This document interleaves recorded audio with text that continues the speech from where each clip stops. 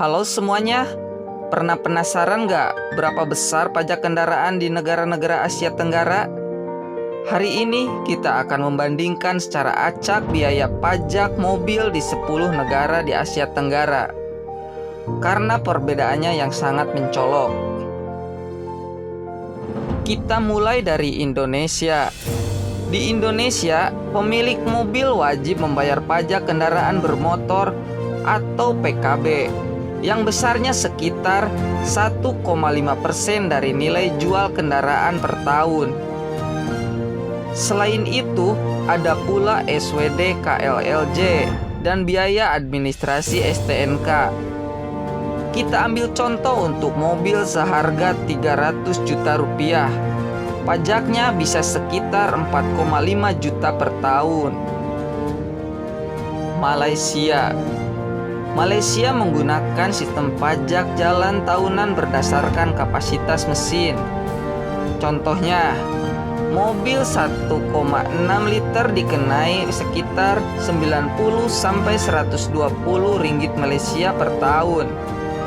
Tapi ada pajak saat beli mobil baru yang bisa mencapai 60-105% dari harga kendaraan. Jadi harga mobil bisa 2 kali lipat. Singapura adalah negara dengan biaya kepemilikan mobil paling mahal di dunia. Pemilik harus membeli sertifikat entitlement atau COA yang harganya bisa mencapai $100.000 Singapura. Pajak tahunan sekitar 1.000 sampai 2.000 dolar Singapura, tergantung kapasitas mesin. Bayangkan, total biaya mobil bisa 3 sampai 4 kali lipat dari harga aslinya. Thailand mengenakan pajak berdasarkan kapasitas mesin dan usia kendaraan.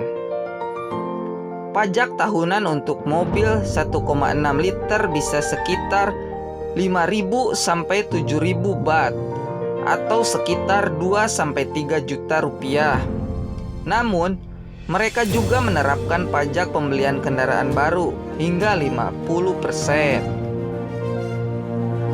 Vietnam mengenakan pajak registrasi kendaraan baru sebesar 10-12% plus pajak tahunan kecil sekitar 2-3 juta dong. Namun mobil impor dikenai bea cukai tinggi, membuat harganya jauh lebih mahal dibanding negara tetangga. Di Filipina pajak kendaraan atau MPUC tergantung berat kendaraan. Untuk mobil kecil bisa sekitar 1.500 sampai 3.000 peso per tahun. Tapi mereka juga punya cukai saat pembelian, sekitar 20 sampai 50% dari harga kendaraan. Laos mengenakan pajak tahunan yang relatif rendah, sekitar 50 sampai 100 US dollar. Namun kendaraan impor bisa dikenai pajak tinggi hingga 100% dari nilai kendaraan. Jadi mobil bisa sangat mahal. Di Kamboja banyak mobil bekas impor dari luar negeri. Pajaknya saat impor bisa mencapai 35 sampai 50%. Namun pajak tahunan sangat rendah, bahkan di bawah 30 US dollar per tahun untuk mobil kecil. Brunei Darussalam tidak mengenakan pajak kendaraan tahunan, tapi tetap ada biaya registrasi, harga BBM yang murah, dan tidak ada pajak jalan untuk Brunei jadi surga pemilik mobil. Myanmar punya pajak impor mobil yang sangat tinggi, bisa mencapai 100% lebih. Tapi setelah itu, pajak tahunan cukup ringan.